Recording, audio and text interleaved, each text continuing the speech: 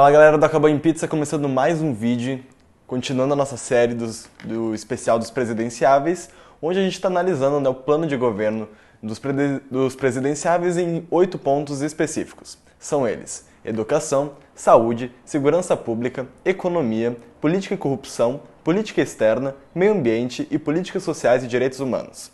A pesquisa foi realizada no próprio plano de governo dos presidenciáveis e também em sites como o da BBC Brasil. Nós faremos vídeos dos 5 presidenciáveis com maior intenção de voto, segundo pesquisa do Datafolha, do dia 14 de setembro.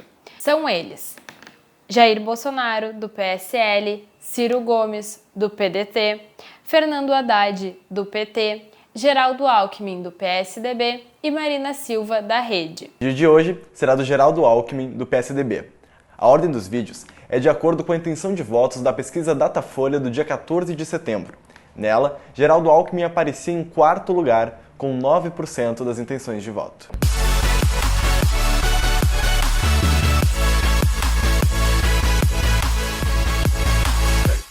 Geraldo José Rodrigues Alckmin Filho é o candidato do PSDB à presidência da República nas eleições de 2018. Ele nasceu em Pindamonhangaba, no interior de São Paulo, em 7 de novembro de 1952. Tem, portanto, 65 anos. Seu patrimônio declarado em 2018 para a Justiça Eleitoral é de 1,39 milhão de reais. Alckmin está na política desde 1972. A partir dali, só ficou sem cargo eletivo por alguns meses em 1982 e nos 4 anos entre 2006 e 2010. Aos 19 anos, foi o vereador mais jovem de sua cidade. 4 anos depois, virou o prefeito mais novo da cidade natal. Ao terminar o único mandato como prefeito, candidatou-se à Assembleia Legislativa de São Paulo, onde ficou por um mandato. Em seguida, foi eleito deputado constituinte e ficou no Congresso até meados dos anos 1990. Na eleição paulista de 1994, Alckmin foi escolhido para ser vice de Mário Covas, naquela que foi a primeira das 6 vitórias seguidas do PSDB no estado. Dessas 6 vitórias, ele esteve presente em 5. Nas seguidas administrações, o hoje presidenciável viu crescer o poder do crime organizado a partir da atuação do PCC, primeiro comando da capital, de dentro das cadeias paulistas, ao mesmo tempo em que reforçou a ação da polícia. Em 2006, Alckmin foi o candidato do PSDB à presidência da República pela primeira vez.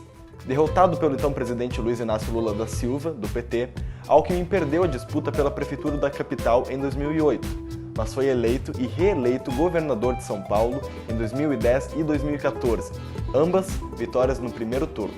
Na ocasião mais recente, Alckmin foi o mais votado em 644 das 645 cidades.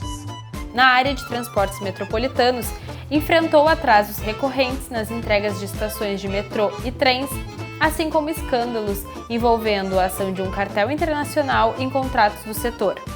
Em sua trajetória política, Alckmin só foi filiado em 2 partidos, MDB e PSDB, onde está até hoje. Quem é sua vice? Ana Amélia Lemos, do PP, foi indicada pelo Centrão, grupo de partidos que se aliou ao Alckmin, para ser a vice da chapa do Tucano. Eleita senadora em 2010, Ana Amélia atrai votos conservadores, e é a estratégia do PSDB de resgatar alguns votos que migraram para o deputado federal Jair Bolsonaro, presidenciável pelo PSL.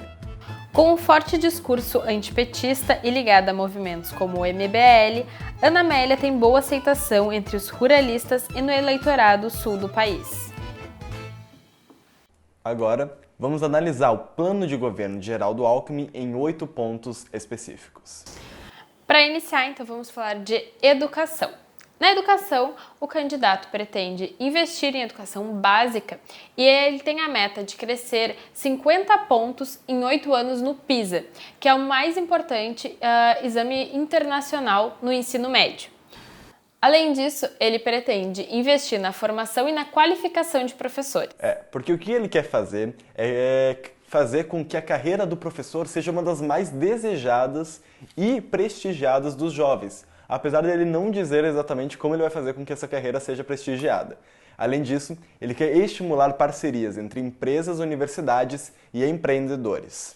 É importante a gente ressaltar que durante o seu governo no estado de São Paulo, No quesito educação básica, o Estado ele decaiu o seu IDEB, que é o Índice de Desenvolvimento e Educação Básica, e ele desceu em 3 posições no ranking nacional. Ainda dentro do governo do candidato Alckmin, o Estado enfrentou muitas manifestações em relação à educação, tanto de professores quanto alunos. Inclusive, esses fizeram a ocupação de escolas porque eles eram contra o fechamento das escolas que o governo estava propondo. Na saúde, ele pretende digitalizar os dados e fazer uma implementação de um cadastro único de todos os usuários do SUS. Além disso, ele quer fazer um prontuário eletrônico onde o histórico de atendimento do paciente já fique digitalizado e informatizado. Além disso, ele pretende criar um programa que vai unir, então, ambulatórios e hospitais para auxiliar na saúde do idoso, que ele chama de Amigos do Idoso. Além disso, ele pretende fomentar, então, ações voltadas para a prevenção da gravidez através de medidas educativas na sensibilização da gravidez precoce e, no caso de gravidez, ele pretende, então, oferecer um apoio integral às gestantes. Sobre segurança pública, o candidato Geraldo Alckmin fala sobre a prevenção primária e secundária ao crime nas áreas mais violentas do país, com atenção especial aos jovens, que seriam as suas principais vítimas.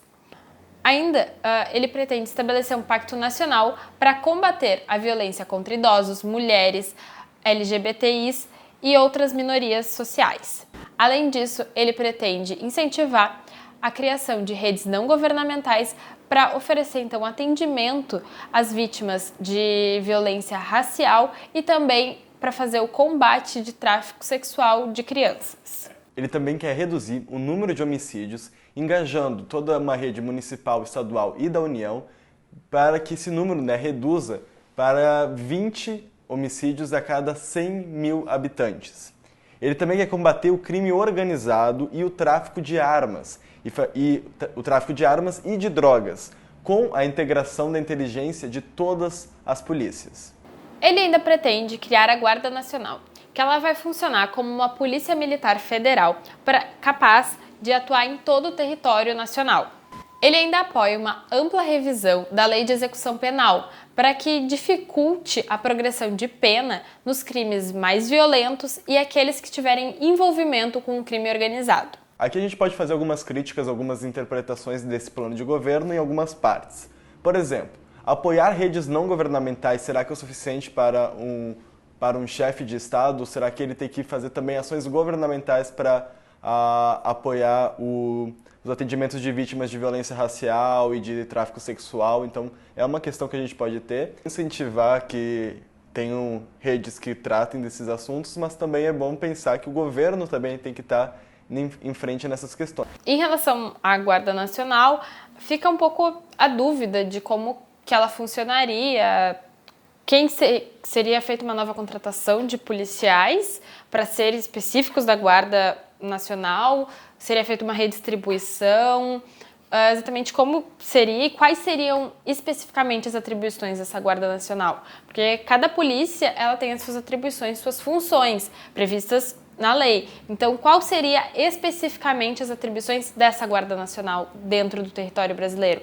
Quais seriam as relações que ela exerceria junto com as outras polícias? Na economia, ele pretende combater o desperdício. De que maneira? Reduzindo o número de ministérios e cargos públicos e cortando despesas do Estado, que para ele, como mordomias e privilégios. Além disso, ele quer eliminar o déficit nos 2 primeiros anos de governo e privatizar empresas estatais de uma maneira criteriosa, apesar de não esclarecer quais seriam estes critérios. Ele ainda pretende simplificar a questão tributária do Brasil. Como que seria? Ele vai substituir 5 impostos por apenas um tributo, que seria o Imposto sobre o Valor Agregado, o IVA.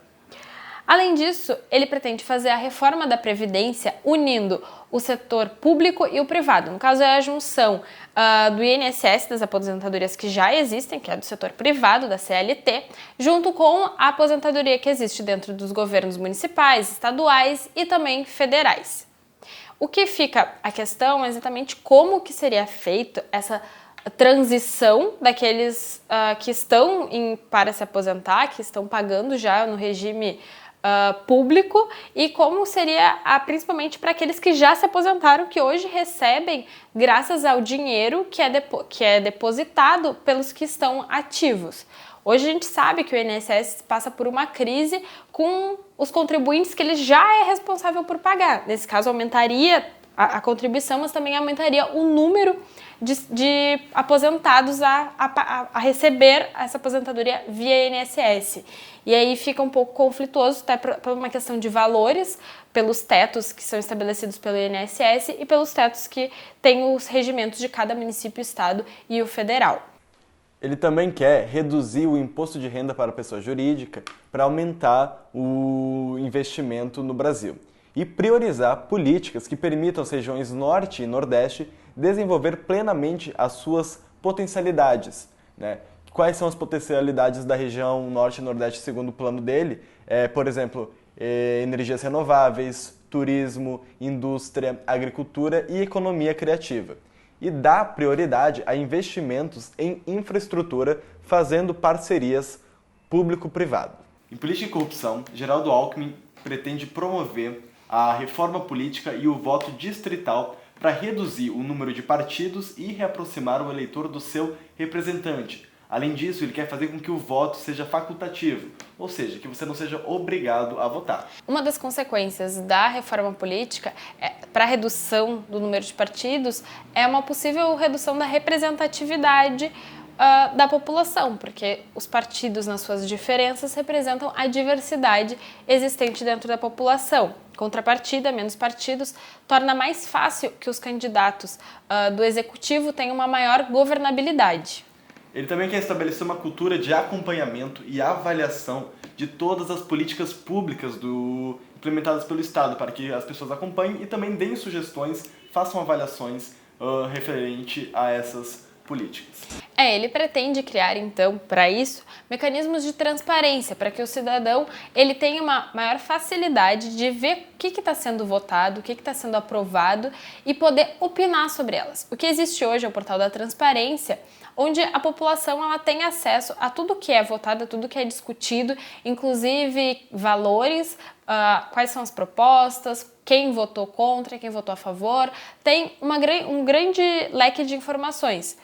É bem difícil de acessar dentro desse portal, tem bastante informações ali, mas é um conteúdo meio trancado, assim, para que qualquer eleitor tenha noção do que está acontecendo dentro do país. Então, a ideia é tornar mais fácil esse acesso e o que é o diferencial é que o eleitor possa opinar sobre aquilo que está sendo proposto. E ainda ele pretende desenvolver o projeto cidadão, que segundo ele é menos regras, menos certidões e mais confiança na idoneidade dos cidadãos e uma punição rigorosa para quem fraudar. Isso é principalmente para tornar o Estado menos burocrático e simplificar um pouco toda essa burocracia, toda a documentação exigida para, por exemplo, a abertura de empresas, que demora, exige várias certidões, várias documentações, que também é um gasto para a população, e a ideia dele é simplificar esse processo e punir rigorosamente quem tentar fraudar o Estado. Em políticas sociais e direitos humanos, ele pretende ampliar o Bolsa Família e estabelecer um pacto nacional para a redução de violência contra mulheres, negros e LGBTIs. Além disso, ele quer zelar pelo cumprimento da lei, dos dispositivos da lei brasileira de inclusão da pessoa com deficiência. Ele ainda pretende propor ações afirmativas para a população negra e indígena, visando o combate às desigualdades, especialmente de oportunidades. Ou seja, uma das maneiras para isso acontecer é utilizando as cotas, que hoje, por exemplo, existem para concursos e para o acesso ao ensino público superior. Ele ainda quer garantir que todas as crianças estejam plenamente alfabetizadas até o ano de 2027. Alckmin também quer oferecer proteção especial ao idoso, mediante um programa de combate a maus tratos, como também de acesso à moradia, educação e cursos profissionalizantes. Sobre o meio ambiente, o candidato fala que a liderança do Brasil na agricultura vai ser reforçada através da transformação do Plano Safra em um plano plurianual, para dar previsibilidade as regras da política agrícola e levar paz ao campo e também dar uma segurança jurídica para os produtores rurais. Ele quer fazer com que o Brasil cresça de forma sustentável através da economia verde, sendo, segundo frase dele, abre aspas, firmes e técnicos na questão ambiental, evitando a politização e a visão de curto prazo que pautaram os debates ambientais. Fecha aspas. Sobre a política externa, o candidato pretende abrir a economia e ele promete que vai fazer com que o comércio exterior represente 50% do PIB. Ainda, ele quer transformar o país mais atrativo para se investir dentro da América Latina. Nas relações exteriores, o Brasil vai prezar pelos valores que ele tem internamente, como a democracia e o respeito e a valorização dos direitos humanos, em especial na América do Sul. Os Objetivos do Desenvolvimento Sustentável, as ODS da ONU, servirão como referência na forma como vai acontecer as relações exteriores, principalmente em relação à Amazônia, porque a gestão da Amazônia, que é um bioma compartilhado com várias nações vizinhas e amigas ali, vai ter um enfoque e uma atenção especial. Bom, pessoal, esse foi mais um vídeo do nosso especial Eleições 2018, que nós estamos abordando os planos de governos dos candidatos à presidência da República em 8 pontos específicos. O vídeo de hoje foi sobre o candidato Geraldo Alckmin. Lembrando que a ordem dos vídeos é de acordo com a intenção de votos da pesquisa Datafolha do dia 14 de setembro. Nela, Alckmin aparecia em 4º lugar, com 9% das indicações de voto. Bom, se você gostou, curte esse vídeo, compartilha com todo mundo, comenta aqui embaixo em quem você vai votar e ainda nos segue no Instagram, no Twitter e nos acompanhe também pelo Facebook e no nosso site. Compartilhe nosso projeto por aí e continue acompanhando o Acabou em Pizza.